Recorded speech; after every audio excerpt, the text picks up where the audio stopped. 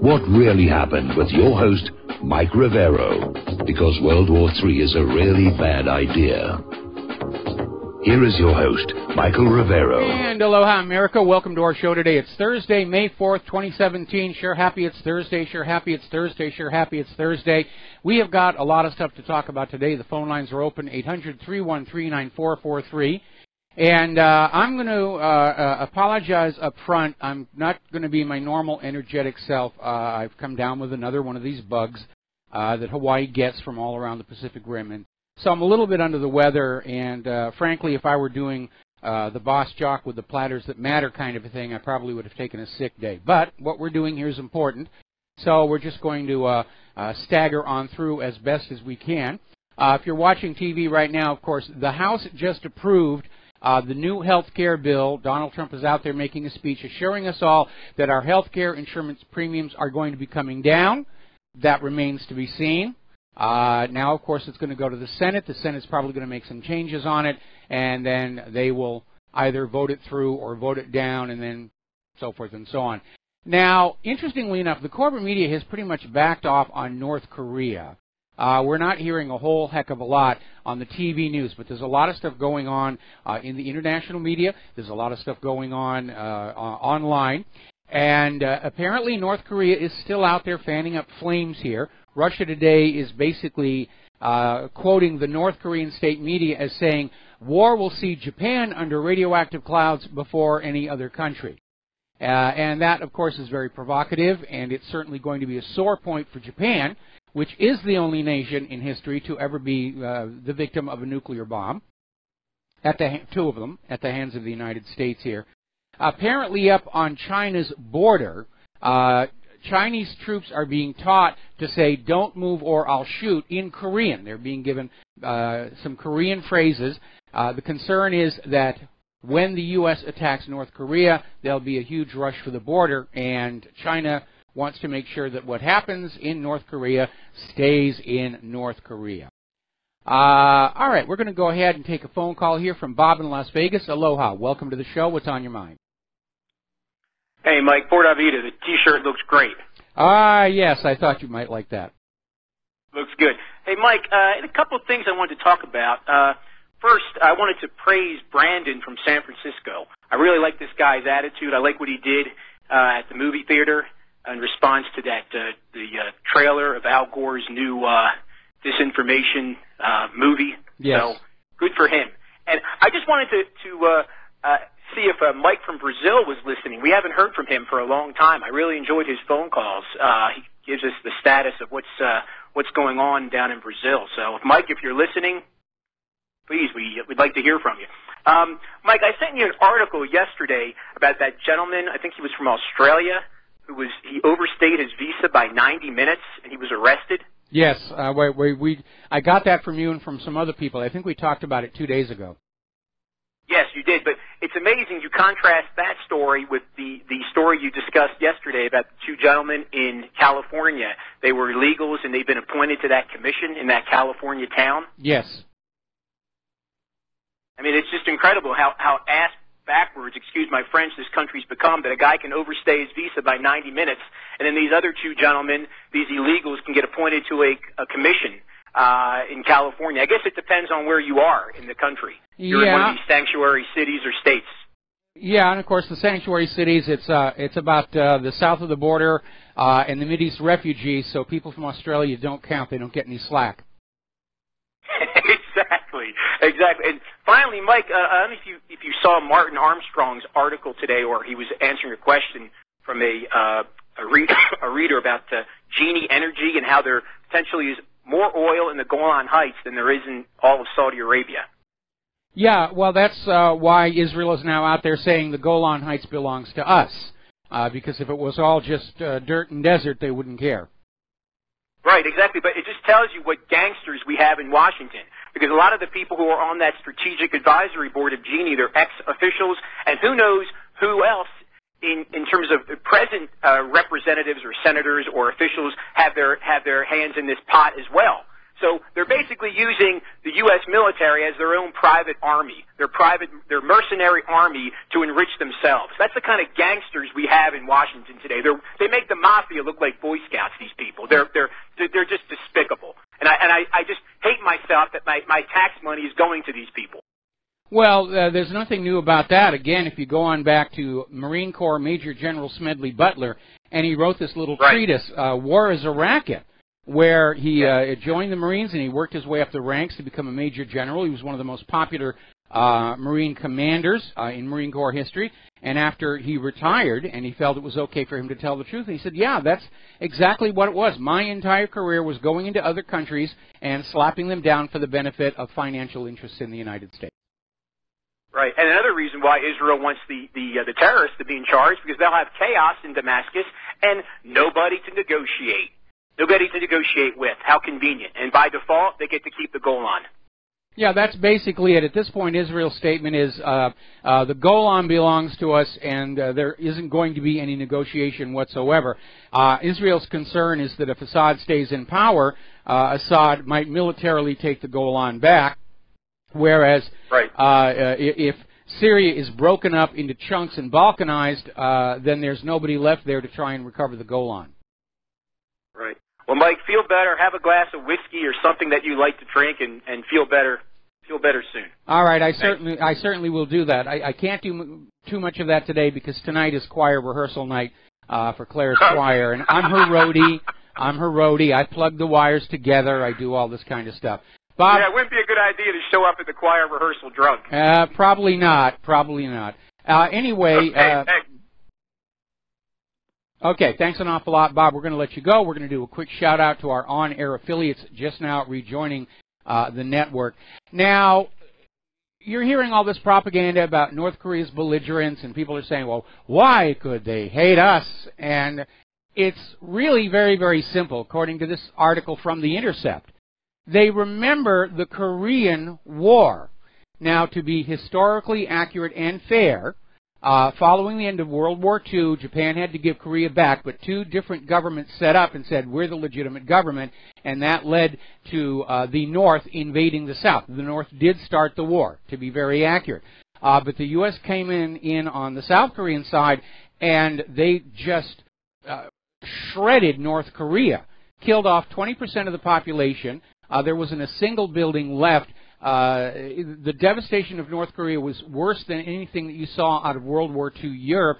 In fact, the U.S. dropped more tonnage of bombs on North Korea than they had on the entire Pacific Theater during all of World War II. And the people of North Korea remember that. And they're very, very angry about a possible insertion by the United States into that country. And that's why they're all rooting for Kim Jong-un to get the nuclear weapons to a deployable state. Because that's the only thing that's going to stop the U.S. from coming back on into North Korea and doing the same brutality all over again. And it makes common sense, especially the older generation in North Korea. They remember what it was like. They had to basically rebuild from the rubble. It's a very real present memory for them. And most Americans have forgotten about it. Most Americans' impression of the Korean War is the TV series MASH. And that's hardly an accurate depiction of what was done to those people. Now, trying to provoke Kim Jong-un into doing something that's actionable, France, Britain, Japan, and the U.S. have begun yet another military drill in the Sea of Japan near North Korea. They're doing all these things to try and get Kim Jong-un to react. They fired 2 Minuteman III test missiles so far. They've openly announced they're flying drones over North Korea.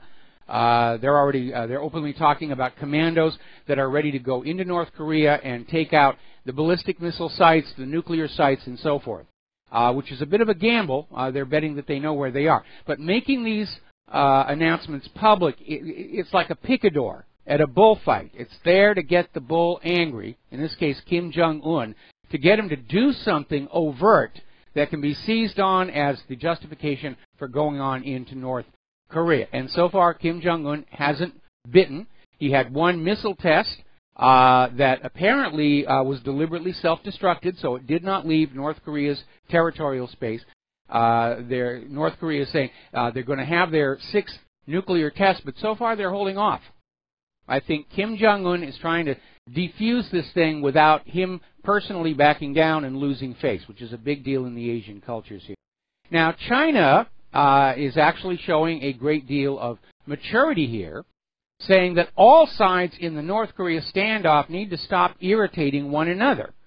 And they're talking about Kim Jong-un's belligerence, the United States' belligerence, and China is saying everybody's got to calm on down, or they're not going to be responsible for what happens down in North Korea. The United States is trying to get China to be their foil in North Korea, and China is saying, we're not going to be able to do what you want while you're still sending weapons off the coast of North Korea. You're going to have to back off if this is really going to work. And amazingly enough, with this apparent impartial approach to the situation by China, North Korea has now issued a mild chastisement to China for betraying North Korea by not unilaterally standing by North Korea's point of view. But China understands if there is a war in North Korea, if nuclear weapons are used, even if they're accidentally detonated or burned, the prevailing winds in that part of the world are going to carry the radiation in part onto Chinese territory. They certainly don't want that. Japan certainly doesn't want that, with the memory of 2 nuclear bombs and Fukushima on their hands. One of the things that keeps bothering me are all these stories about the threat by North Korea to Hawaii, right here, where I am sitting. And there have been more than a few of them, and the latest one is coming out of the Daily Star over in Great Britain, saying that if North Korea were to launch a nuclear missile at Hawaii, that the population here would have mere minutes to get to some kind of a shelter. And we don't actually have any kind of an organized underground shelter for civilians. Plenty of them for the military, but not for the civilian population. Now, I was going over on Nuke Map, and on the presumption that a North Korean nuclear warhead will have the same yield as their largest test to date, which is 10 kiloton, Claire and I would actually survive it if they had an accurate hit down on Pearl Harbor. We'd probably get some windows broken, but we could actually get through that and make a bunch of videos and post them on YouTube. All right, moving along here. Now, what's really going on in North Korea? The last couple of days, we've had all these articles about is North Korea a distraction for a planned invasion of Syria from Jordan? It may well be. Is it a distraction from Donald Trump's domestic difficulties and his failure to keep his commitments to his supporters? Could be that as well. But there is something else going on here. And over at RINF.com, they have an article saying that what this is really all about is Syria, Iran, North Korea is part of a program to encircle Russia with that Terminal High-Altitude Area Defense Missile System. It's an anti-ballistic missile system. It's a clear violation of the ABM Treaty. But that's what they're trying to do in order to put Russia at a disadvantage in the event of a nuclear war. And there's a lot of belligerence going on out there. General Curtis Scaparrotti, the top military commander in charge of NATO and U.S. forces in Europe, is demanding more armored vehicles and personnel be deployed to the continent to counter Russian aggression. Still parroting that one. Now, Paul Craig Roberts is out there with another article. And as you know, Paul Craig Roberts is out there saying that his sources that he still has inside the government are saying that the U.S. is seriously thinking about a nuclear attack on Russia and China. And Paul Craig Roberts is out there saying that this crisis in North Korea is a complete fabrication by Washington, D.C. North Korea hasn't been at war with anybody since the ceasefire was signed in the Korean War, 1953. So North Korea has not attacked or invaded anybody in 64 years, a record that certainly the United States cannot match. And as we heard from the veteran who had served in South Korea on the DMZ, North Korea's military is not geared for invasion. It's defensive. They don't have the ability to project power. They have lots of tunnels, lots of artillery, lots of gun emplacements to stop their nation from being invaded. But they don't have the military strength to cross a border into another country. And Paul Craig Roberts is saying, again, this is all about using North Korea or Iran or Syria as an excuse to put these anti-ballistic missiles around Russia to keep them from reaching their targets. Now, there is a small problem with that, and it has to do with the latest generation of nuclear weapons from Russia. And that is, they are maneuverable. Now, all ballistic missile defense systems are built around a doctrine of being able to intercept an incoming target, incoming threat, that is following a predictable ballistic path.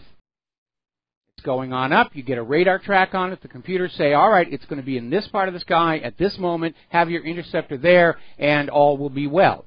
The problem is the latest generation of Russian warheads are maneuverable. They weave back and forth, they dipsy-doodle, they corkscrew. And that makes a ballistic intercept very, very, very difficult. And we already know the actual track record of these radar-guided ground interceptors isn't all that good. During the Second Iraq War, we were being told that Patriot had a 90% success rate. Well, if Russia lobs 10 nuclear weapons at a major U.S. city, and Patriot gets 9 of them, or THAAD gets 9 of them, that's still one bomb coming on in, and one nuclear weapon can really ruin your whole day. But the problem is, we found out after the Iraq War was over, Patriot really didn't do that well. In fact, they're saying its success rate was less than 50%. We may presume THAAD is not much superior to that. And look over at Israel and Palestine, where Israel is using up those Iron Dome missiles by the dozens to hit just one of these homebrew rockets heading across the fence. The reason? The homebrew rockets are unstable, and they wiggle while they fly, and that's why they can't be hit. So anybody who thinks that is going to be an impenetrable shield, I'm sorry to disappoint you, it is not going to happen. Now, turning over to Syria, there's a Christian village of Ma'alula, and apparently from September 2013 to 2014, they were fighting for their very existence. The Free Syrian Army, most of whom aren't actually from Syria, were terrorizing, kidnapping, murdering locals, targeting Christians and historic holy sites, including a local convent. And they kidnapped and abused some of the nuns there. Well, apparently after months of fighting and heavy losses sustained by the Syrian government, the village has finally been taken back from the terrorist occupation. So that's got to be a source of triumph, taking that village back. And again, this idea that the U.S.-backed mercenaries were targeting Christians in Syria is something that somehow never made it to the corporate media. Now, apparently, Russia has started setting up military installations in northeastern Syria. And they're setting them up in an area currently held by the Kurds. The danger here is we are getting closer and closer to a direct military confrontation between U.S. forces and Russian forces, and where that could go is too horrible to think. But everybody's playing brinksmanship here. The possibility of it getting out of control. All it takes is one hothead. Push a button. Things are really going to be noisy. Now, apparently, Turkey, Iran, and Russia have signed an agreement calling for the creation of 4 safe zones in Syria. This is a proposal rejected by the U.S.-backed fighters who apparently walked out of the press conference at the Kazakh capital. So, again, they're talking safe zones, but these are the Russian safe zones, not the American safe zones, and that's why there's all the friction. We'll be right back. And aloha, America. Welcome back to our show here. And I just got an email from Mike in Brazil, and he apologizes for not calling in. And I'm not going to go into any kind of fine details. He has a very good excuse why he cannot call on in, but he says he will be able to call in the very, very near future. But he is listening to the show, and he was very grateful for Bob in Las Vegas' shout-out to him.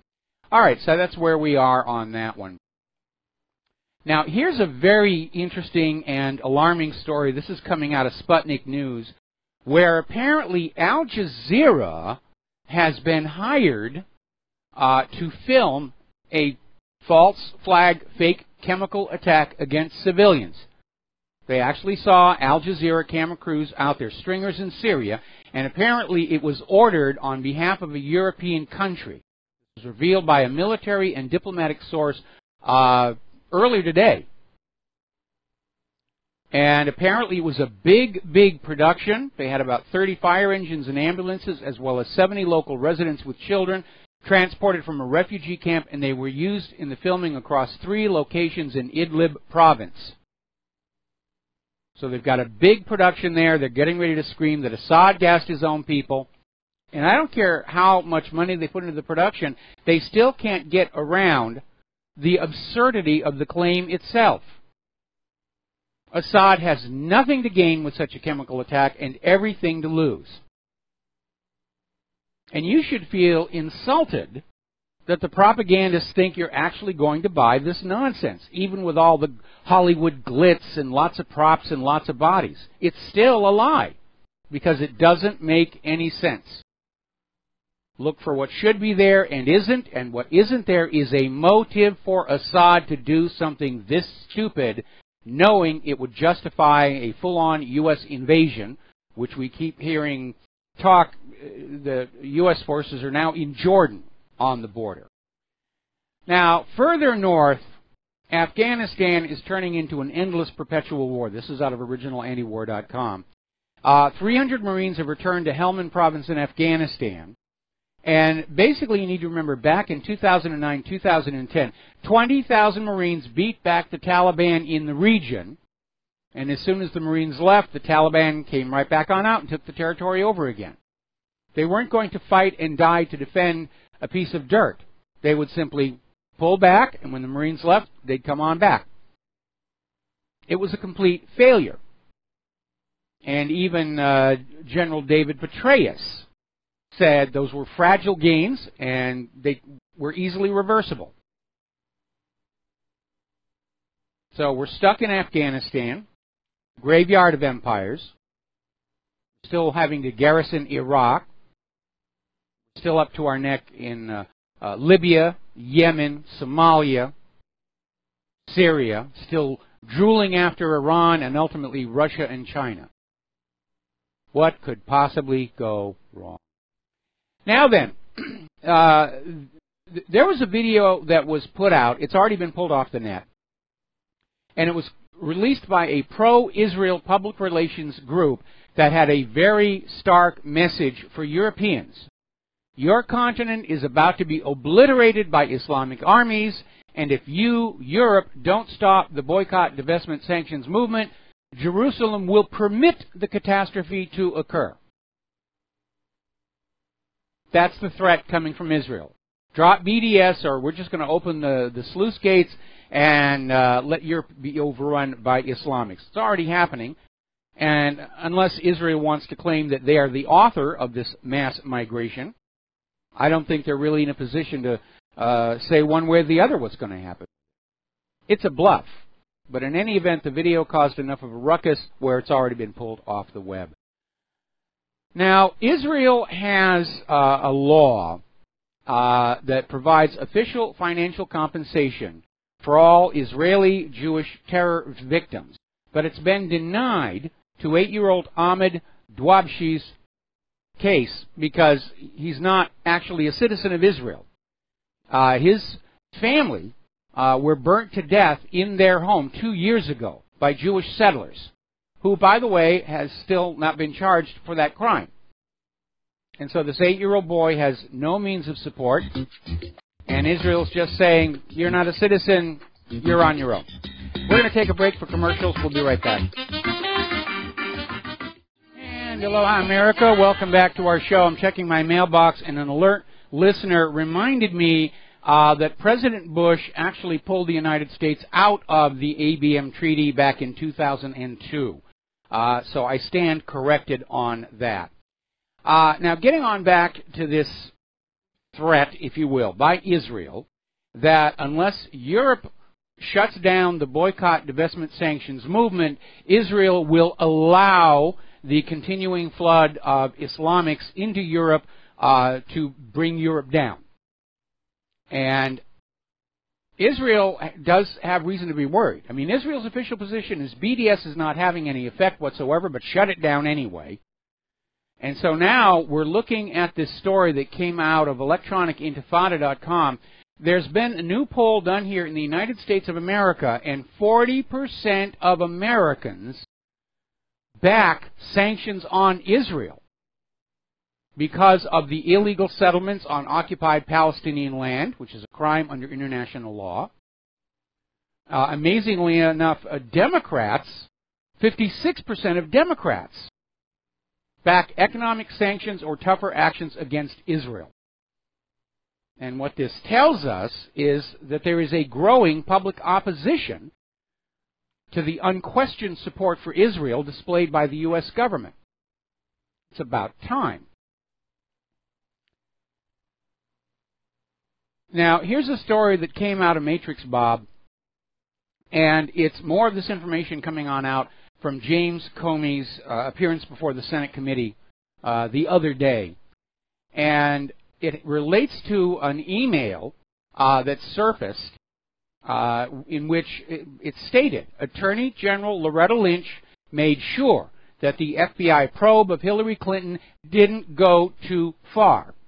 And Comey was asked to comment on this. And what he said was, that's not a question I can answer in this forum, Mr. Chairman, because it would call for a classified response. I have briefed the leadership of the intelligence committees on that particular issue, but I can't talk about it here.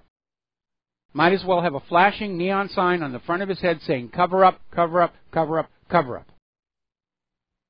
In other words, yeah, we protected Hillary Clinton. We can't tell you why. Or we're not going to tell you why.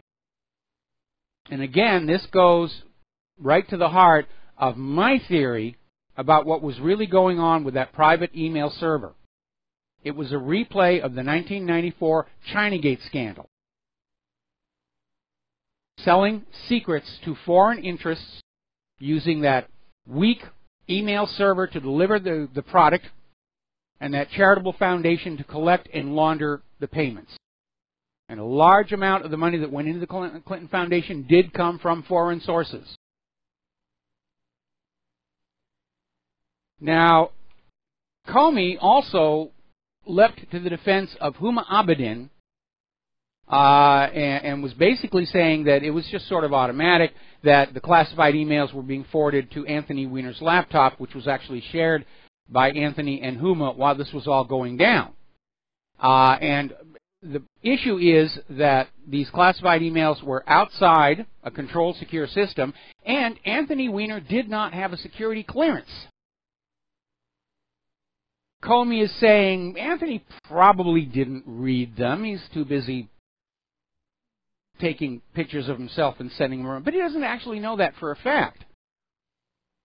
And Comey goes on to say that the FBI cannot prove that Huma Abedin had any kind of criminal intent in sending these emails from a secured server to an unsecured laptop. Now, one of two things is going on here. Either FBI Director James Comey is ignorant of Title 18 U.S. Code Section 793, Paragraph F, which clearly states that intent is not required to be in violation of exposing classified information, or he just hopes that you are ignorant of that. But that's what the law says under Title 18. Intent is not required. The mere act of exposing classified information in an insecure environment, that's the violation. Negligence, carelessness, forgetfulness. It doesn't matter. Intent does not matter. Huma Abedin, along with Hillary Clinton, is clearly in violation of Title 18 U.S. Code 793. And Comey has to know that, or he's just another incompetent federal government boob who has his position through politics. But that is the letter of the law.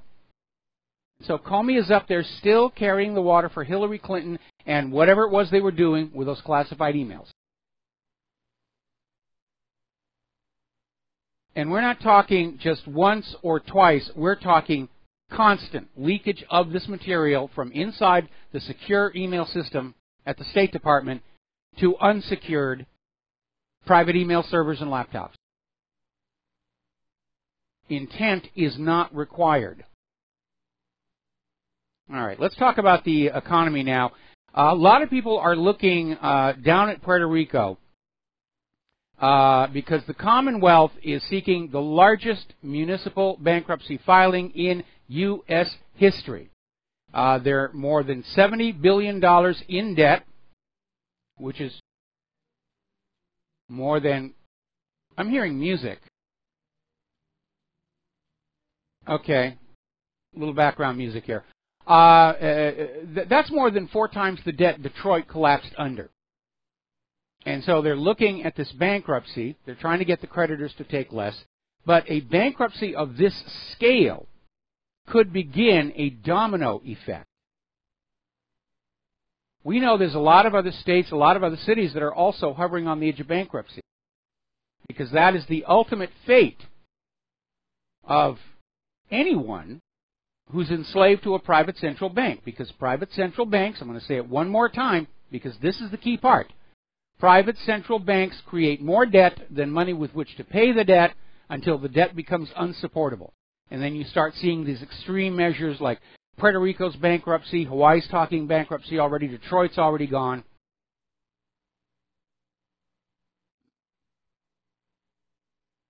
And Puerto Rico's bankruptcy is just one of the warning signs out there that we are getting very, very close to a major, major event.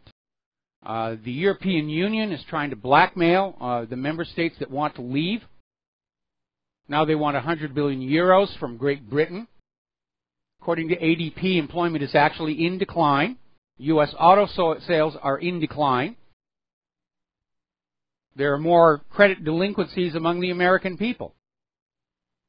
And none of this is going to improve until there is some mechanism to recycle the wealth accumulated at the very top back down to the working and middle classes as decent wages and salaries, so they can pump it back into the economy and keep it going by buying new cars, new TVs, new clothes.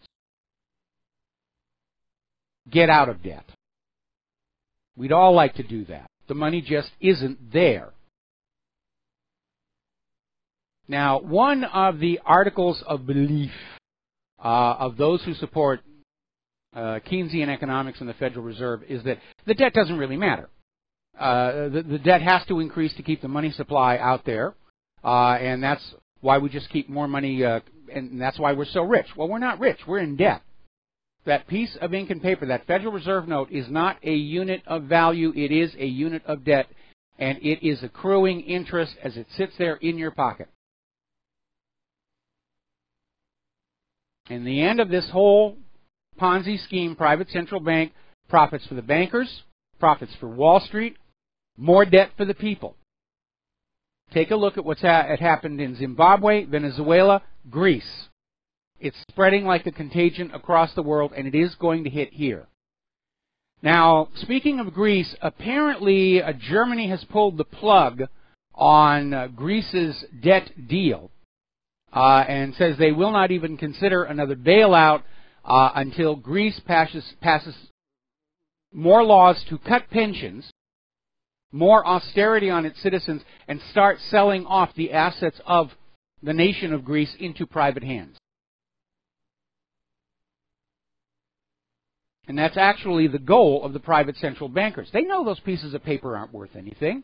It's that debt obligation that is imposed on you to control you, And the end goal is for the bankers to have all the hard assets of the people and the nation.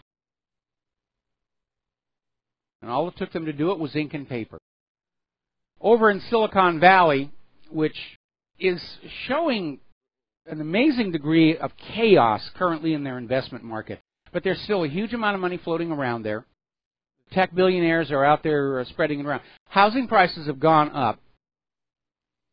And apparently, even mobile homes for retired people, the rents are being driven up.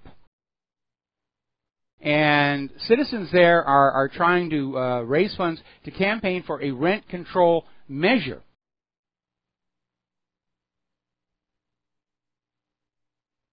That Silicon Valley economy is sort of a microcosm of what's happening to the country as a whole. There are some incredibly rich minority, and it's making life difficult for everybody else. And that's exactly what's going on. By the way, if you live in Orange County, California, and you are making $84,000 a year, that is now considered low income. $84,000 a year is not middle class anymore, it's low income because of the skyrocketing costs to house and feed your family. And food prices are going to get really whacked because of this very late spring snow. We'll be talking about that a little bit more later in the show, but we're going to take some phone calls. Anthony in California, aloha. Welcome to the show. What's on your mind? Yes, Mike. Hi. On your topic regarding the housing prices, the Bay Area, the San Francisco Bay Area, is just skyrocketed. Okay. And I'd like to ask your opinion regarding that because I have a suggestion, and I want to know what you think about it. Since they have a salary cap on NFL owners and basketball owners on the amount of money they can spend on free agents, I was wondering if they should do the same thing with in regards to these financial and real estate oligarchs, since they have a monopoly on the markets, on the amount of real estate they can own or on the amount of real estate they can spend. What do you think of that? Well, it's an interesting idea. I don't know how much the San Francisco real estate market is being monopolized. I thought there was quite a few players, but what is driving the prices up is they're back into this issue of flipping the properties to run their values up to create artificial equity out of thin air that can then be cashed out. It's basically what was going on in 2006, 2007, leading up to the collapse of the mortgage-backed security fraud. But it is a form of manipulation, and it's good for the holders of the real estate and those who are engaged in that business of housing flips. But what it does is it raises all housing prices and valuations and rents for people who are not part of this mechanism, people on fixed incomes, and that's what's happening to these people in Silicon Valley who are living in mobile homes. The article I was quoting from was talking about how some of these retirees are literally having to go on out and scavenge along the road for empty plastic bottles and cans to recycle just to be able to eat.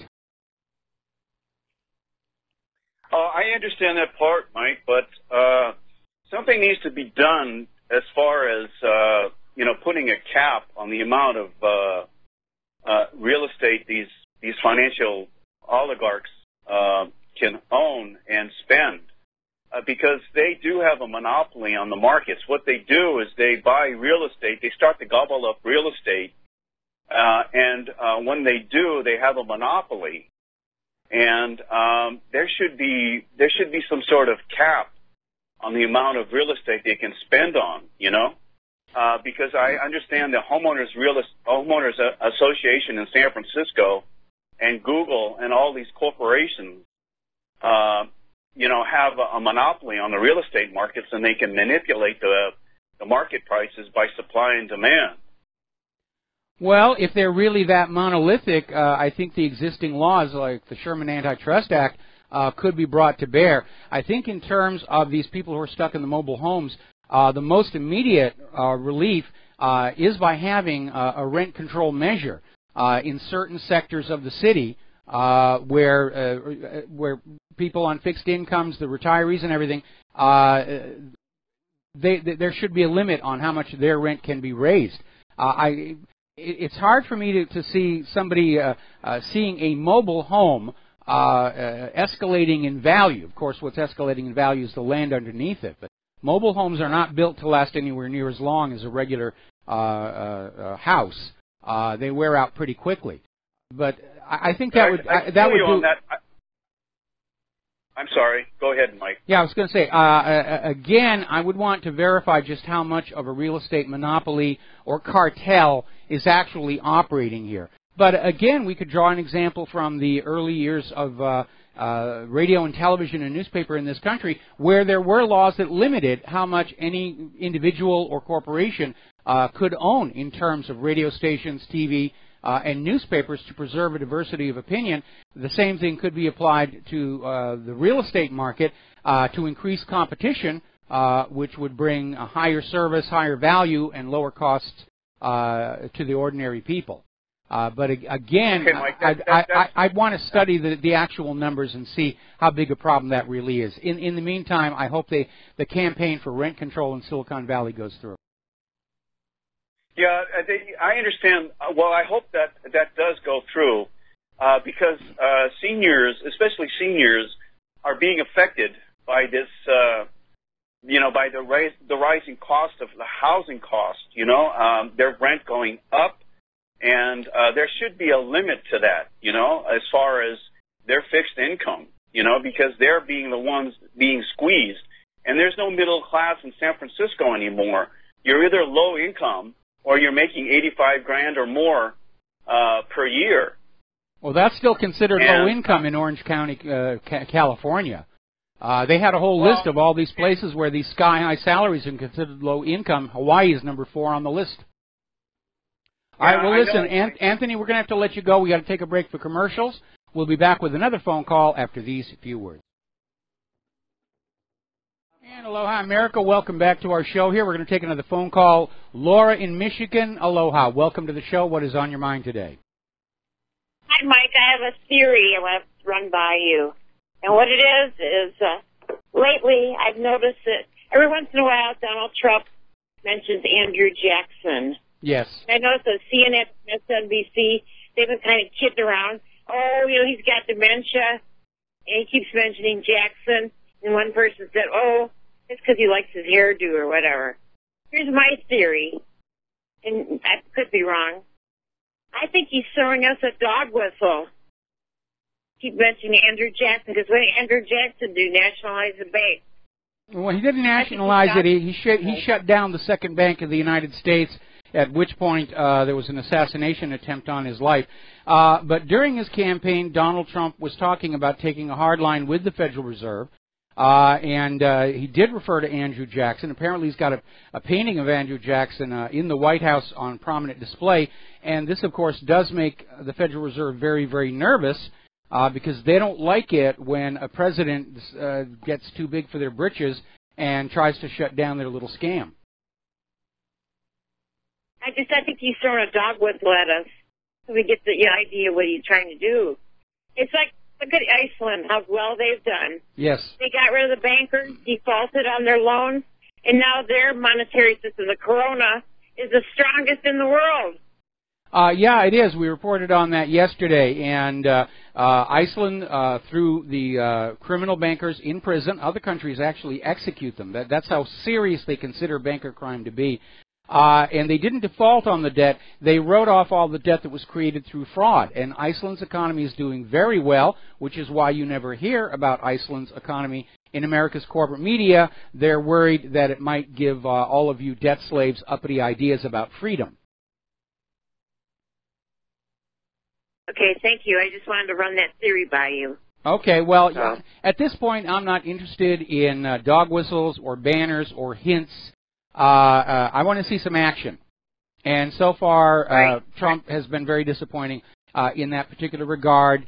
and I'm really not even paying that much to what he says anymore, unless it's funny, which he's capable of doing. But I want to see what he's actually doing. I want to see his signature on bills that actually fundamentally change this country, get it back on a track to being a republic with a democratically elected government, elected in fair, honest, transparent elections, and the economic laws changed away from this system that sucks wealth from the ordinary people and gives it to the money junkies. In fact, I'd like to see the money junkies have their own asylum someplace. And it'll be nice, a nice little place, maybe Jekyll Island. You know, they got a lot of nice, cushy buildings there, and we'll throw all the money junkies there and have sharks in the water around the island so they can't leave. Throw filet mignon and Perrier water over the gate to keep them fed. Yeah. Okay, thank you. All right, thank you. We're going to let you go. Take a quick break for our station identification. We'll be right back.